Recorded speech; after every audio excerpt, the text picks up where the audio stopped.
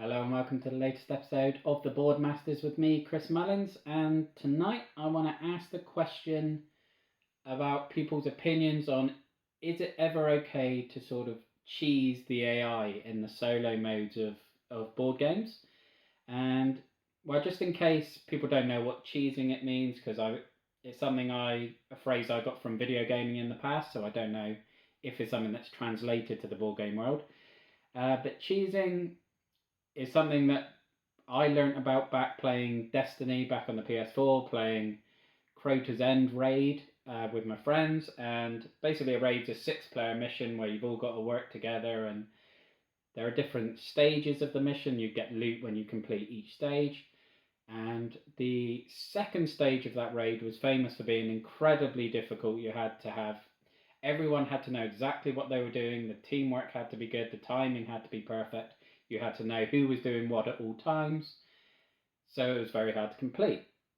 Unfortunately, people discovered ways of cheesing the system, where, for example, if you had a warlock who could respawn, had the respawn power, then everyone would throw themselves off the edge, kill themselves, including the warlock, but as everyone died, he would then respawn, and that would allow him to revive everyone else, and it would completely stop all the enemies on one side because you had to build a bridge, and you would just then stand there and snipe across to the other side and kill all the enemies until the stage completed. There were other methods where people could grab a sword and jump across using a triple jump and the sword slashes, but basically it's exploiting a glitch, I guess, in the system. Well, not necessarily a glitch, as a gap in the code, or with the triple jump and the sword, you're exploiting the fact that they designed the far wall as a cliff edge, so there was little ledges you could maybe land on and climb up. So you're basically exploiting the system to make it easier. And I kind of feel like I've been playing a fair bit of Tinner's Trail Remastered over the past week. Absolutely loving it. I've only played it solo so far, obviously, because I do have COVID at the moment, so I'm isolating. So I'm just playing it by myself. But there does seem to be an exploit which either I'm playing the game completely wrong, which is more than possible, or there is an exploit which almost feels unfair in that the advantage it can potentially give you. And I'll sort of illustrate the point now. So diving into the solo mode of Tinner's Trail, you're up against Lord Wallace the AI, and obviously he is an AI, he's an Automna, he's controlled by a deck of action cards. The first action on every card is always to build, because obviously there's no other action you can do. So you would first draw one of his survey cards. For example, in this one, he gets C, so he would go for the best tile that's face up in C. Now, for example, in this one, that would be this tile, which has 3 copper, 2 tin, and 2 water.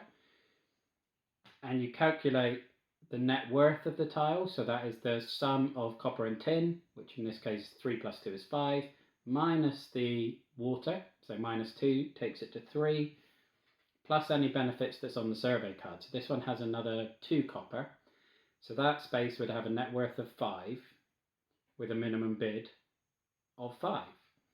So he's going to be bidding 5 at least,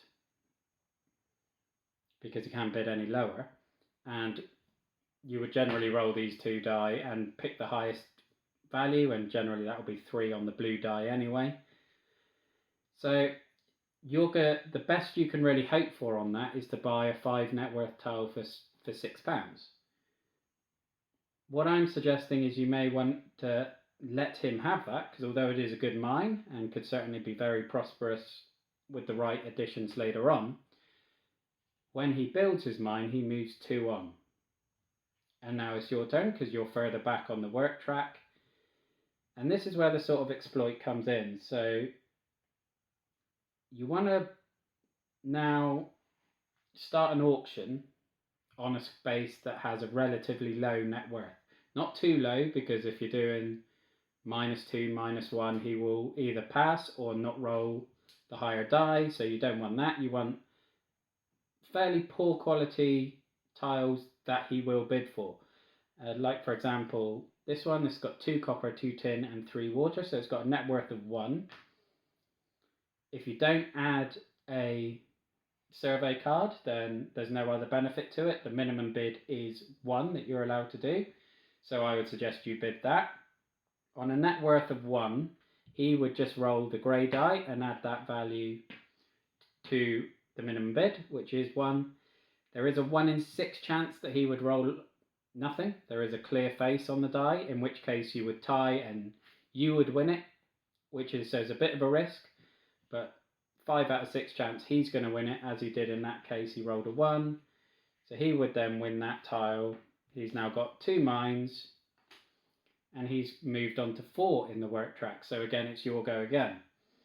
Now the reason you do that is because there's a rule where the AI will always pass on an auction that if he won it would move him more than 4 spaces ahead. So he is now 4 spaces ahead, so any auction you go for, he's going to pass. So you can pick the best one on the board. So this one in B, for example, is 3 copper, 3 tin, and 2 water, so that's a net worth of 4. You can add in a survey card of your own, so this -2 water, so that makes it a net worth of 6, but with a minimum bid of 3. So you can bid the minimum of 3, he's automatically going to pass, and you've just built a 6 net worth mine for £3 instead of, competing for him to get a 5 net worth for 6. And you can then do the same again, because he's 2 spaces ahead on the work track still, so it's still your go. There's another 1 net worth card there, so 5 out of 6 chance he's going to win the auction on that. And he's then moved on 2 spaces again. And again, you have an auction where he will automatically pass. So if you've got anything half decent, this one is a 3. You can add a survey card onto it, so that would make it to 5 with a minimum bid of 4, and he would automatically pass. So this time you've got a 5 net worth mine for a cost of £4. So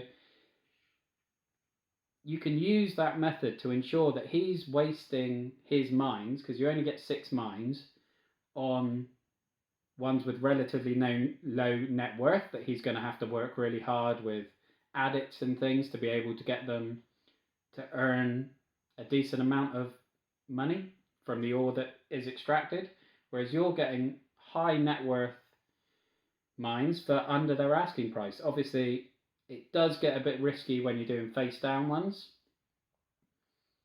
but again, potentially this one, there's another 1 net worth. You could do the same again. He's now got a 4th mine, 3 of which are only a net worth of 1. He's moved on. Again, he's going to pass any auction. So you can maybe see what survey card you've got left. I've got a C, so I could pick one of the face down C ones and hope for the best, really. This one is a net worth of 2, plus the one on there makes it a net worth of 3 with a minimum bid of 2. So again, undercut the net worth of the mine. And you can potentially do that for the entire round. Obviously, you may pick a face-up one that you may want to win now. But at best, for Lord Wallace, he's got now 2 turns by the end of the round to extract ore. So he's probably only going to be able to extract 4 in the first 4 pieces of ore in the first round, where your point bonuses are dramatically higher. Whereas you now have got 4 actions to go, so you can potentially get another mine, or you can get 4 lots of ore, or get the developments in place. So you could, well, when I say 4 lots of ore, you can mine 4 times, which would actually give you at least 8 pieces of ore, depending on what developments are in place. So you would automatically have 4 more bits of ore than him going into the end of the first round, where point scoring is the highest. You're going to be in the lead when he's already wasted effectively 3 of his mines. And it's a perfectly legitimate tactic.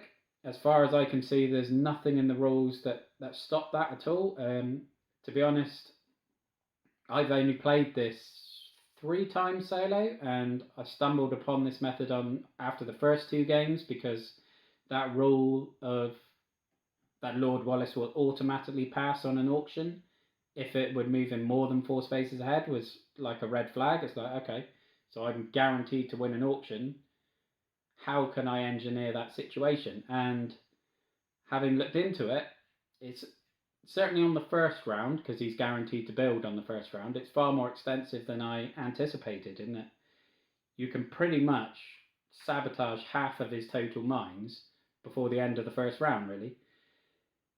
And, you know, it'd still be competitive because they're 1 net worth mines. You can't do it, as I said earlier, with mines with net worths of -2 or -1, because he won't roll the die. Well, he'll roll a dice with -1. He'll roll the orange and the grey and go for the lowest value, which is a 2.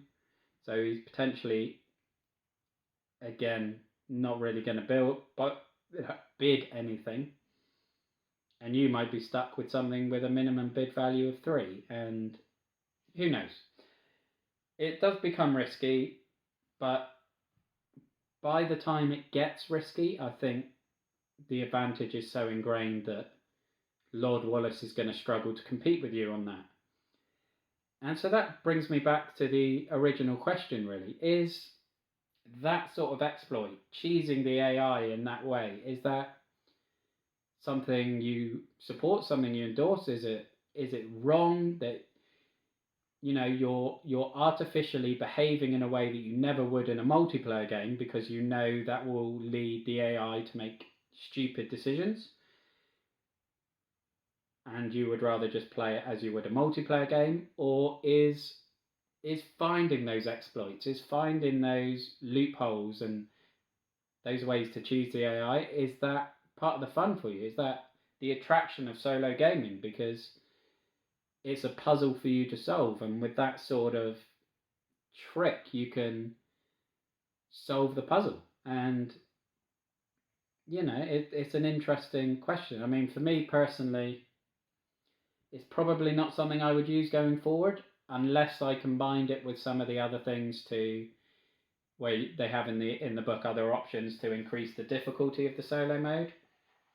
So, for example, you can give Lord Wallace extra mines, or his mines will have higher capacity, so you can get 3 pieces of ore per mine instead of 2, just to level it out a bit. But if you're going to increase the difficulty that way, there's probably no point in consciously doing an exploit to make it easier. But it does kind of feel to me like you're harming your own experience by...